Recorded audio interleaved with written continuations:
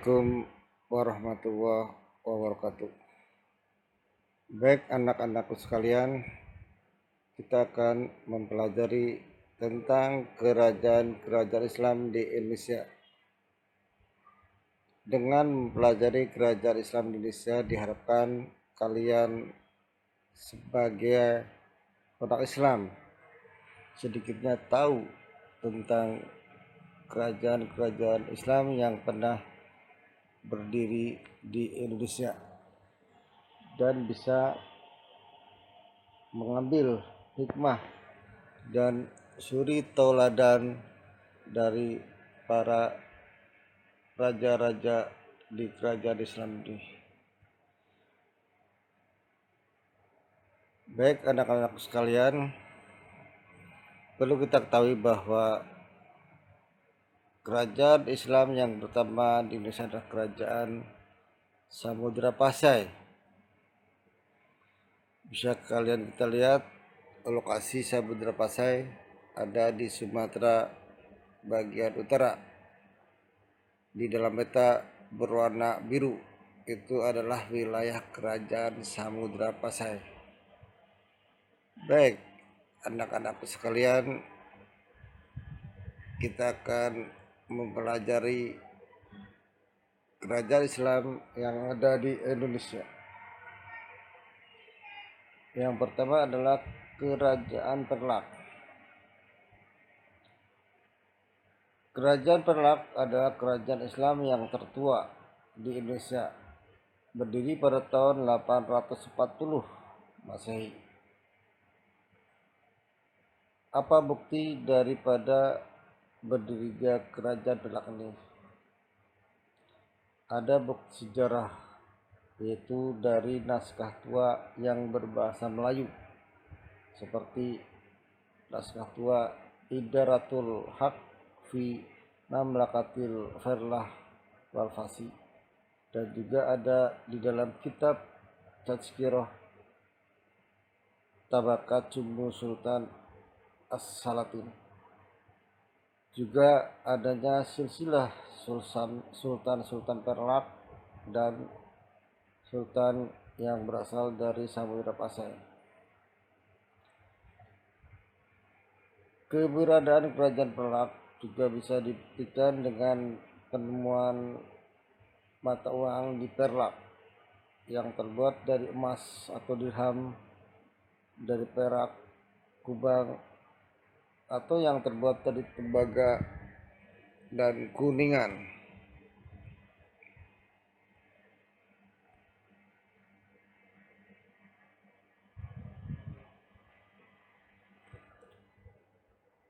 Raja pertama dari kerajaan Perlak adalah Raja Sayyid Abdul Aziz yang bergelar Sultan Alaiddin Sayyid Maulana Abdul Aziz Shah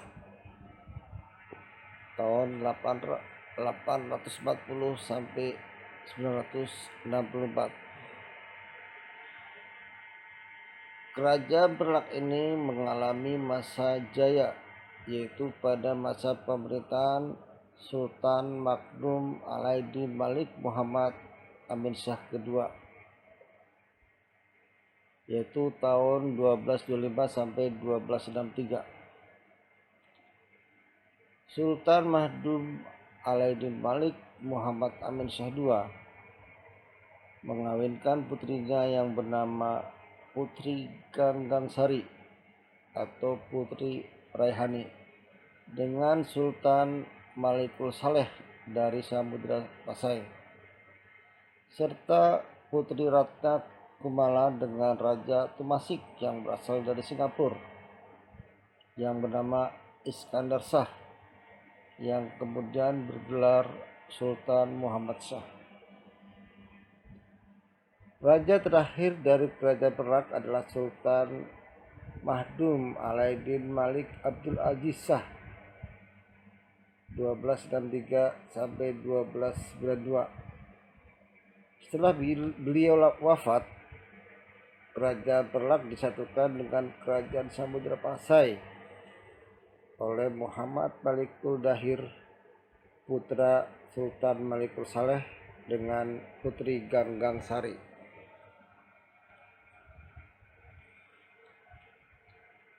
Itulah berakhirnya kerajaan Perlak. Yang kedua adalah kerajaan Samudra Pasai. Kerajaan Samudra Pasai didirikan pada abad ke-13 oleh Sultan Malik Al-Saleh yang terletak di sebelah utara Perlak, Lok Sibawi, sekarang pantai timur Aceh, yang berbatasan langsung dengan Selat Malaka. Setelah Sultan Malik Al-Saleh wafat tahun 1297, beliau digantikan dengan putra-putranya, yaitu Sultan Muhammad atau Sultan Malik At-Tahir I tahun 1297 sampai 1326. Ada juga Sultan Ahmad, Sultan Malik Al-Jahir tahun 1326 sampai 1348, dan Sultan Zainal Abidin tahun 1348. Adapun bukti daripada kerajaan Samudra Pasai adalah dengan adanya catatan dari Ibnu Battuta, seorang berasal dari Maroko tahun 1345. Dia mencatat bahwa kerajaan Samudra Pasai merupakan kerajaan dagang yang makmur. Banyak pedagang dari Jawa, Cina, dan India yang datang ke sana. Hal ini mengingat letak Samudra Pasai yang sangat strategis di Selat Malaka.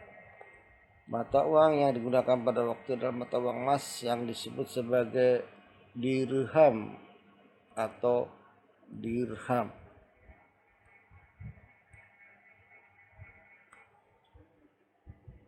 Kerajaan Islam yang ketiga diantaranya adalah Kerajaan Aceh. Kerajaan Aceh semula merupakan wilayah Kerajaan Pedir. Kerajaan Aceh berkembang setelah Kerajaan Samudra Pasai mengalami kemunduran dan Malaka sudah dikuasai oleh Portugis pada tahun 1511 atas usaha Sultan Haji Muhayyad Shah. Aceh melepaskan diri dari Kerajaan Pedir. Setelah berkuasa, pusat pemerintahnya pindah ke Kutaraja, Banda Aceh. Adapun raja-raja yang pernah memerintahkan di Kerajaan Aceh antara lain ada Sultan Ali Muhayyad Shah 1513 sampai 1528, kemudian diganti oleh Sultan Alauddin Hidayat Shah 1537 sampai 1568. Pada masa pemerintahnya pernah melakukan penyerangan terhadap Portugis. Kerajaan Aceh mengalami kemajuan pada pemerintahan Sultan Iskandar Muda 1607 sampai 1636.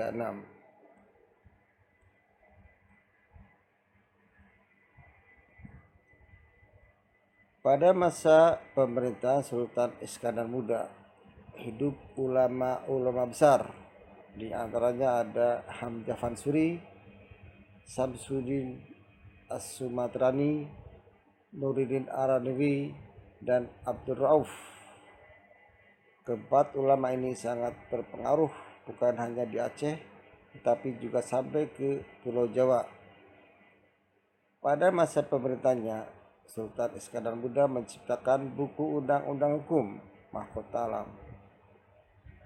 Setelah Sultan Iskandar Muda wafat, digantikan oleh Sultan Iskandar Thani 1636 sampai 1641. Setelah Sultan Iskandar Thani wafat, Kerajaan Aceh mengalami kemunduran.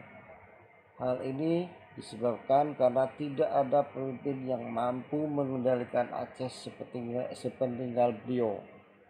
Selain itu, banyak daerah yang dikuasai Aceh melepaskan diri dan terjadilah pertikaian yang terus menerus.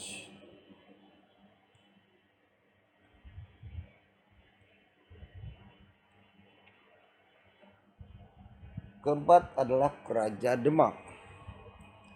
Kerajaan Demak merupakan kerajaan Islam pertama di Pulau Jawa. Kalau kerajaan Islam yang pertama adalah Kerajaan Samudra Pasai, untuk di Pulau Jawa kerajaan Islam yang pertama adalah Kerajaan Demak, di mana Kerajaan Demak didirikan oleh Raden Patah atas bantuan para wali. Raden Patah berkuasa pada tahun 1500 sampai 1518 yang bergelar Sultan Alam Akbar Al-Fatah. Raden Patah putra dari Raja Brawijaya V, Raja Majapahit, yang dalam beberapa sumber sejarah disebutkan kemungkinan telah masuk Islam. Demak cepat berkembang sebagai kerajaan besar karena letaknya yang sangat strategis di daerah pantai, sehingga mudah berhubungan dengan dunia luar. Selain itu, Demak juga mempunyai beberapa pelabuhan seperti Jepara, Tuban, dan Gresik.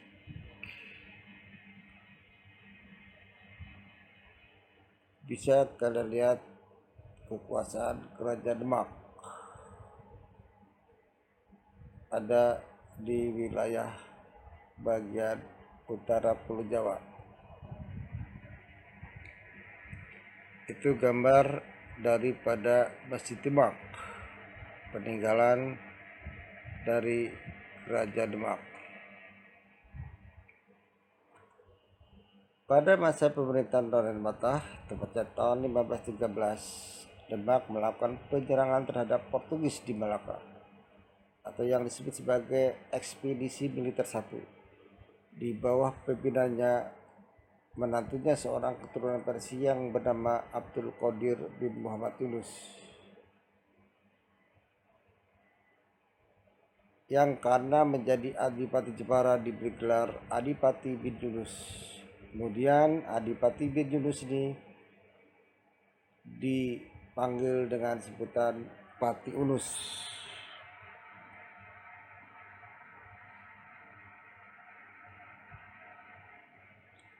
Baik, di sini ada beberapa raja yang memerintahkan Kerajaan Demak setelah Raden Patah meninggal. Sebagai pengganti Raden Patah, yang pertama adalah Pati Unus. Pati Unus menggantikan Raden Patah yang diberikan wasiat oleh Raden Patah. Pati Unus berkuasa dan menggantikan mertuanya hanya 3 tahun, yaitu tahun 1515 sampai 1521.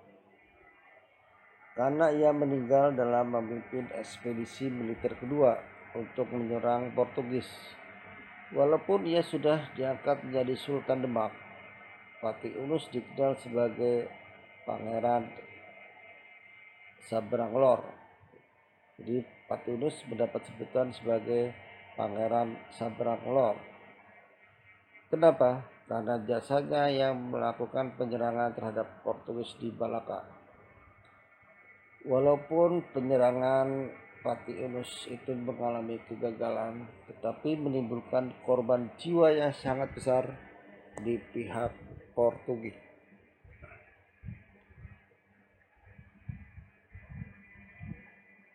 Baik,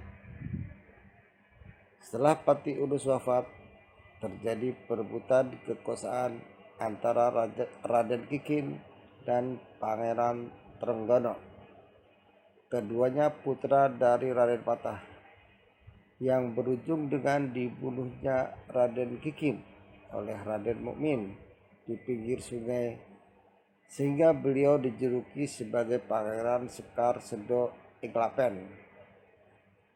Pati Unus sebenarnya mempunyai 3 anak, tetapi 2 di antaranya gugur dalam penyerangan ke Malaka, dan seorang lagi tidak kembali ke Demak karena terjadi perebutan tahta di Demak dan menjadi penasihat Kesultanan Banten.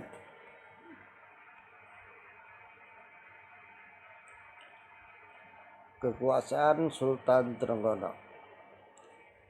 Sultan Trenggono berkuasa dari tahun 1521 sampai 1546. Pada masa pemerintahnya, ia memerintahkan panglima perangnya yang bernama Fathahillah guna mengusir Portugis dari Sunda Kelapa, Banten, Cirebon pada tahun 1522. Atas prakarsa Fathahillah, nama Sunda Kelapa diubah menjadi Jayakarta atau Jakarta. Sultan Trenggono wafat pada saat penyerangan ke Pasuruan pada tahun 1546.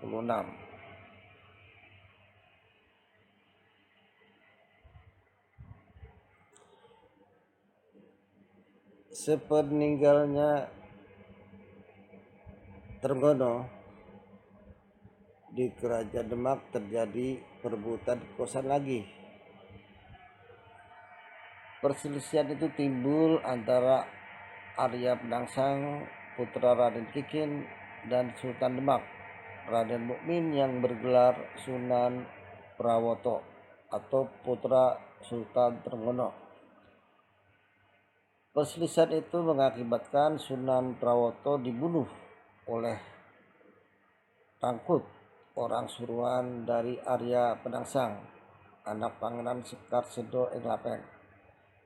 Setelah naik tahta, kembali terjadi perebutan kekuasaan sehingga Arya Penangsang meninggal dalam perang dengan pasukan Jaka Tingkir.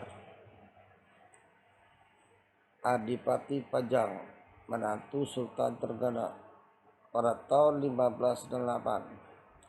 Jaka Tingkir menjadi raja tahun 1549 sampai 1587 yang bergelar Sultan Hadiwijaya. Kemudian Sultan Hadiwijaya memindahkan pusat pemerintahan dari Demak ke wilayah Pajang. Dan inilah akhir daripada Kerajaan Demak. Selanjutnya adalah Kerajaan Pajang. Jaka Tingkir bergelar Sultan Hadiwijaya. Setelah naik tahta, tidak serta-merta melupakan para pembantunya yang telah berjasa dalam membantu mengalahkan Arya Penangsang. Misalnya saja Ki Ageng Pemanahan dihadiahi tanah di Mataram, Yogyakarta. Setelah wafat, kedudukannya digantikan anaknya yaitu Sutawijaya. Ki Penjawi dihadiahi wilayah di daerah Pati, sedangkan Bupati Surabaya diangkat sebagai wakil raja dengan daerah kekuasaan adalah Sedayu, Gresik, Surabaya, dan Panarukan.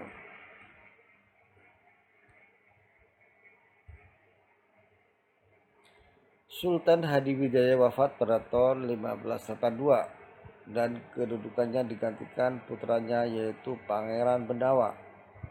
Saat Pangeran Bendawa berkuasa, putra Sunan Prawoto yakni Arya Pangiri melakukan pemberontakan. Akan tetapi pemberontakan itu dapat dipadamkan Pangeran Bendawa dengan bantuan Sutawijaya. Saat berkuasa, Pangeran Bendawa tidak dapat menggantikan kedudukan ayahnya dengan baik sebagai raja. Oleh karena itu, Pangeran Bendawa menyerahkan tahtanya kepada Sutawijaya yang pada waktu itu menjabat sebagai Adipati Mataram. Setelah menjabat sebagai raja pada tahun 1586, Sutawijaya memindahkan kerajaan Pajang ke wilayah Mataram. Baik, masuk pada Kerajaan Mataram Islam. Setelah Kerajaan Pajang dipindahkan ke Mataram oleh Sutawijaya, maka Mataram menjadi kerajaan sendiri. Sutawijaya menjadi raja tahun 1586 sampai 1601 yang bergelar Penembahan Senopati ing Alaga Sayyidin Panatagama. Pada masa pemerintahnya banyak terjadi pemberontakan seperti pemberontakan Bupati Madiun, Ponorogo, Demak, Surabaya, Kediri yang ingin memisahkan diri. Hal ini disebabkan Senopati telah mengangkat dirinya sebagai Raja Mataram. Padahal pengangkatan dan pengesahan sebagai raja di wilayah Jawa biasanya dilakukan oleh para wali. Setelah Panembahan Senopati wafat, kedudukan digantikan oleh putranya yaitu Mas Jolang 1601 sampai 1613 yang bergelar Sultan Anyakrawati. Pada masa pemerintahnya terjadi pemberontakan seperti pemberontakan Pangeran Puger Demak tahun 1602 sampai 1625 dan Pangeran Jayaraga Ponorogo tahun 1608. Sultan Anyakrawati wafat dalam pertempuran di daerah Krapyak sehingga sering dikenal dengan sebutan Pangeran Sedo ing Krapyak. Kedudukan Mas Jolang digantikan oleh Mas Rangsang 1613 sampai 1645 yang bergelar Sultan Agung Senopati ing Alogo Abdurrahman Khalifatullah. Pada masa pemerintahnya, Mataram mengalami zaman keemasan, kemajuan di bidang sosial budaya, yaitu lahirnya Undang-Undang Studi Alam, penanggalan Jawa, perpaduan antara tarik saka dan tarik hijriah, dan beberapa buku karya sastra Gening.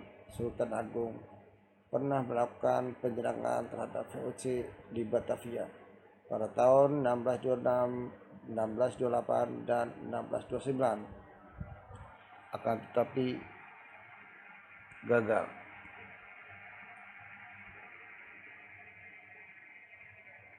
Baik, kita lanjutkan.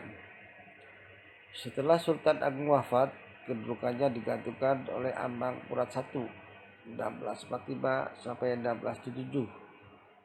Pada masa pemerintahnya terjadi pemberontakan yang dilakukan oleh Trunojoyo dari Madura.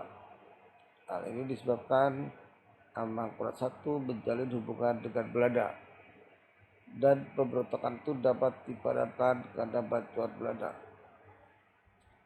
Setelah Amangkurat I wafat, kedudukannya digantikan oleh Amangkurat II 1677 sampai 1703.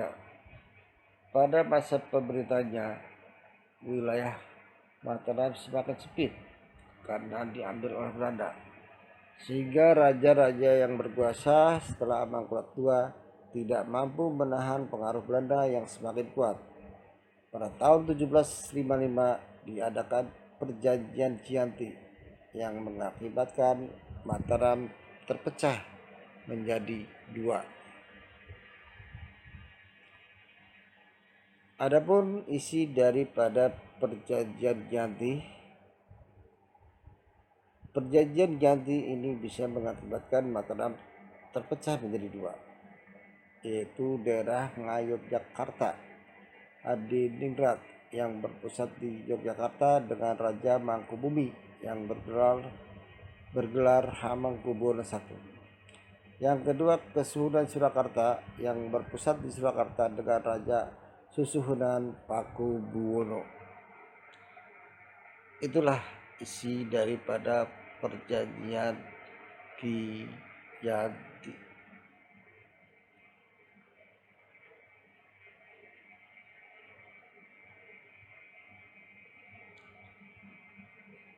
Kerajaan Islam yang ketujuh adalah Kerajaan Cirebon. Dalam salah satu sumber sejarah, peletak dasar Kerajaan Cirebon adalah Syarif Hidayatullah atau yang lebih dikenal dengan Sunan Gunung Jati. Kemudian setelah beliau wafat, kekuasaan Cirebon diserahkan kepada menantunya yang bernama Fadullah Khan, dalam aksen Portugis menjadi Valetehan, yang mana setelah berhasil merebut Sunda Kelapa dari Portugis, dia bergelar Fatahillah yang berarti kemenangan Allah. Fathahillah sebelumnya adalah abdi dari kerajaan Demak. Beliau diberi tugas oleh Sultan Trenggono di Sunda Kelapa, Banten, dan Cirebon untuk mengusir Portugis dari wilayah tersebut.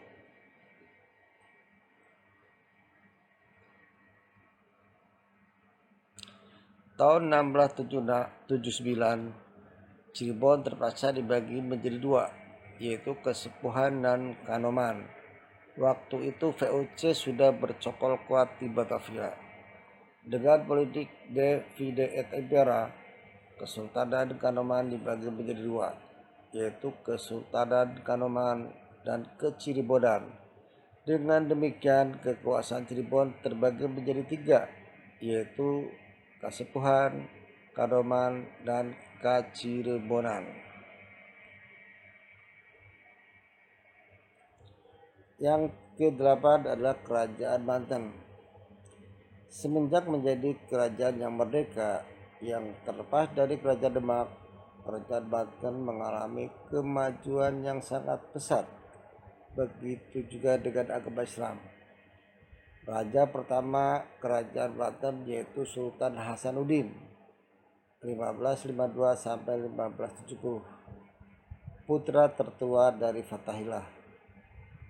Adapun raja-raja yang pernah memerintah Kerajaan Banten, di antaranya ada Sultan Hasanuddin yaitu Permah Yusuf 1570 sampai 1580, lalu Maulana Muhammad 1580 sampai 1596, Abu Mufakir 1596 sampai 1640, Abu Mu'ali Ahmad Rahmatullah 1640 sampai 1651, dan Sultan Ageng Tirtayasa 1651 sampai 1682.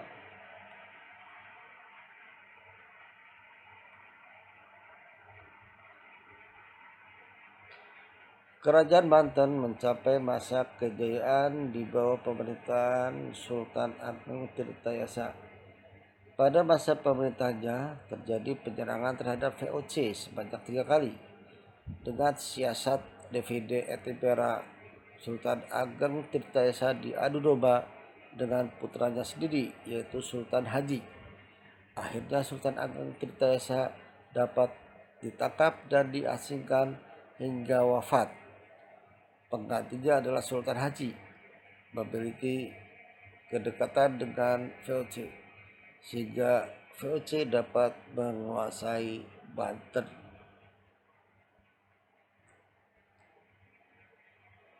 Yang ke-9 adalah Kerajaan Makassar. Kerajaan Makassar merupakan kerajaan gabungan antara Kerajaan Goa dan Kerajaan Talo dengan ibu kotanya di Sombaupu. Raja Goa Daengman Rabia menjadi Raja Makassar pertama yang bergelar Sultan Alauddin. Sementara Raja Talo Kraeng Mantoya menjadi Perdana Menteri yang bergelar Sultan Abdullah. Pada pemerintahan Sultan Alauddin, agama Islam masuk dan berkembang di Makassar. Pengganti Sultan Alauddin ialah Sultan Muhammad Said 1639 sampai 1653. Kemudian Sultan Muhammad Said diganti putranya yang bernama Sultan Hasanuddin 1653 sampai 1669, yang dijuluki sebagai ayam jantan dari timur. Itulah julukan daripada Sultan Hasanuddin, yaitu ayam jantan dari timur. Baik, kita lanjutkan pada Kerajaan Makassar. Kerajaan Makassar mencapai puncak kejayaannya pada masa pemerintahan Sultan Hasanuddin. Kerajaan Makassar memiliki pelaut-pelaut yang tangguh, terutama dari daerah Bugis. Mereka inilah memperkuat barisan pertahanan laut Makassar karena memiliki pelaut-pelaut yang tangguh dan terletak di pintu masuk jalur perdagangan Indonesia Timur. Disusunlah Ade Alapialing Bicarada Pabalri, sebuah tata hukum niaga dan perniagaan dari sebuah naskah lontar yang ditulis oleh Abana Gapa.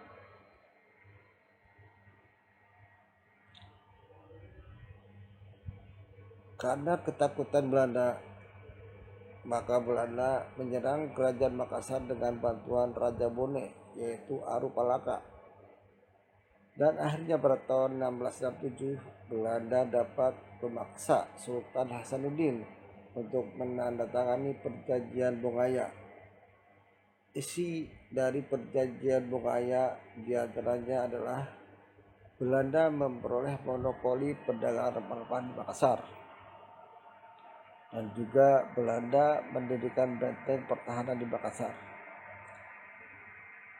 Makassar harus melepaskan daerah kekuasaannya berupa daerah di luar Makassar, sedangkan Aru Palaka diakui sebagai Raja Bone. Kemudian Sultan Hasanuddin diganti oleh Mapasomba, tetapi Mapasomba berkuasa tidak terlalu lama karena adanya pengaruh Belanda yang besar.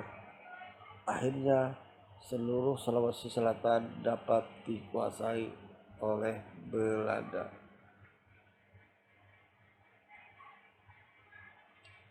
Kerajaan Ternate. Kerajaan Ternate terletak di Maluku Utara dengan ibu kotanya Sipalu. Raja pertama kerajaan Ternate adalah Gapi Buta, dan setelah masuk Islam berganti nama menjadi Zainal Abidin yang berkuasa dari tahun 1486 sampai 1500. Setelah wafat, kedudukannya diganti oleh Sultan Marhum. Kerajaan Ternate dapat berkembang pesat karena hasil buminya yang berupa rempah-rempah, terutama cengkeh. Kerajaan Ternate mencapai kejayaannya pada masa pemerintahan Sultan Babullah 1570 sampai 1583, di mana kekuasaannya mencapai wilayah Filipina.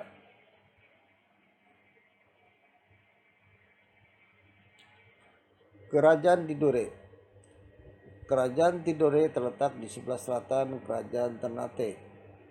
Kerajaan Tidore dan Ternate semula hidup rukun dan damai. Akan tetapi ketika Portugis dan Spanyol mulai datang di Maluku, Ternate dan Tidore saling bermusuhan karena diadu domba oleh Portugis. Namun akhirnya kedua kerajaan tersebut bersatu mengusir Portugis. Raja Tidore yang terkenal adalah Sultan Duku.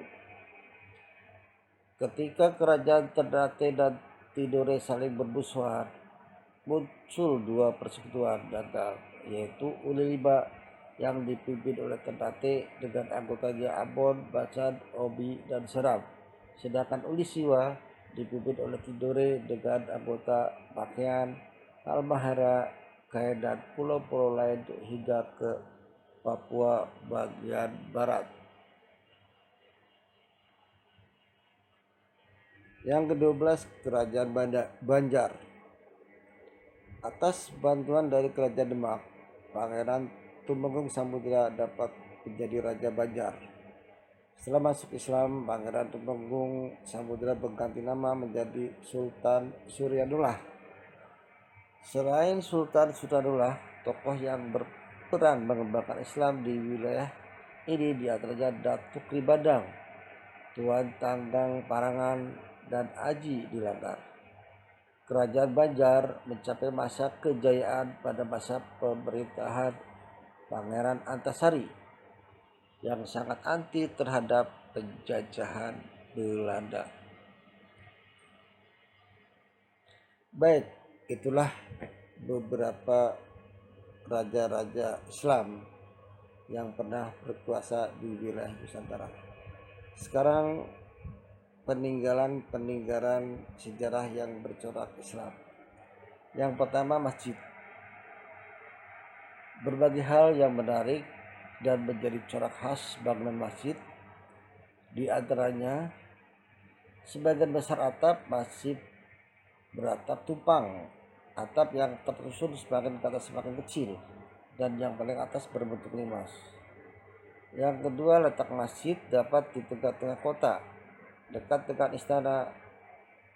Kanan kirinya masjid terdapat menara sebagai tempat menyerukan panggilan salat atau azan. Biasanya di sekitar masjid, kecuali bagian barat, biasanya terdapat tanah lapang yang disebut dengan alun-alun. Ada beberapa contoh peninggalan masjid pada masa kerajaan Islam. Di antaranya adalah Masjid Kudus, Masjid Demak, dan Masjid Banten.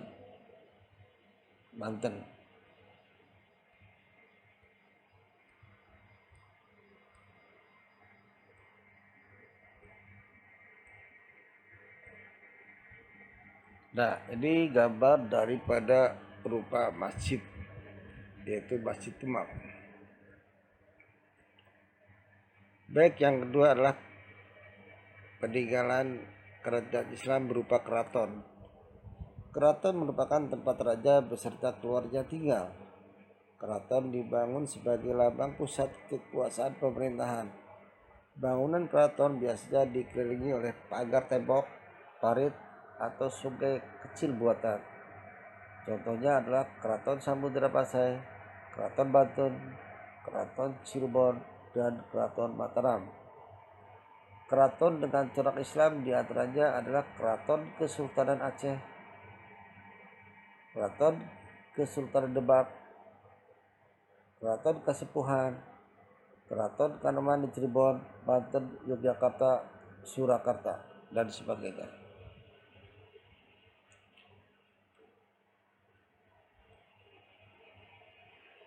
Baik, ini adalah contoh daripada Keraton Yogyakarta. Di samping masjid dan keraton ada juga batu nisan atau nisan. Nisan adalah tonggak pendek yang ditanam di atas gundukan tanah yang berfungsi sebagai tanda makam seorang yang sudah meninggal dunia. Selain itu, nisan juga berisi tentang keterangan atau identitas biodata seorang yang dimakamkan di tempat itu.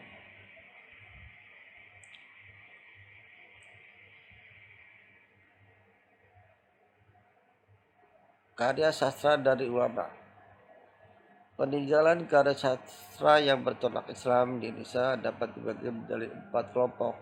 Yang pertama adalah hikayat. Hikayat adalah karya sastra berupa cerita atau dongeng yang menceritakan tentang kehidupan manusia. Contoh hikayat Amir Hamzah, hikayat Hang Tuah, hikayat Johar Banikam, dan sebagainya. Yang kedua, babat. Babat adalah cerita sejarah tetapi banyak bercampur dengan mitos dan kepercayaan masyarakat yang kadang-kadang tidak masuk akal. Contoh babat Tanah Jawi, babat Cirebon, babat Jati, dan sebagainya.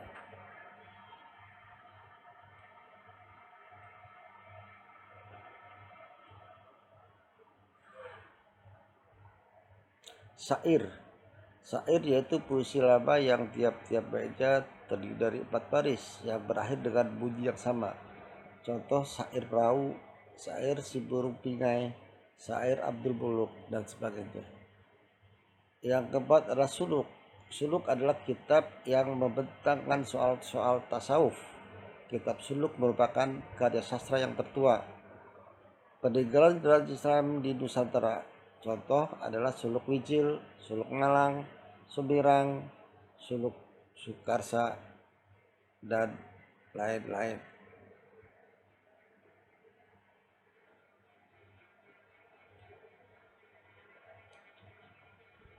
Ya, peninggalan sejarah agama Islam yang lain adalah kaligrafi. Kaligrafi adalah seni menulis indah dengan merangkaikan huruf-huruf Arab, baik berupa ayat suci Al-Quran atau kata-kata mutiara. Seni kaligrafi biasanya dituangkan di dalam masjid atau makam. Letak masjid yang terdapat di ukiran umumnya pada bagian mimbar.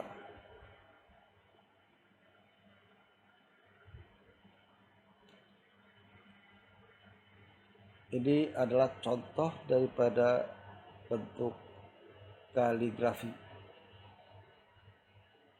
Baik, anak-anakku sekalian, demikianlah penjelasan tentang kerajaan-kerajaan Islam yang pernah berada di Nusantara. Kami akhiri. Wassalamualaikum warahmatullahi wabarakatuh.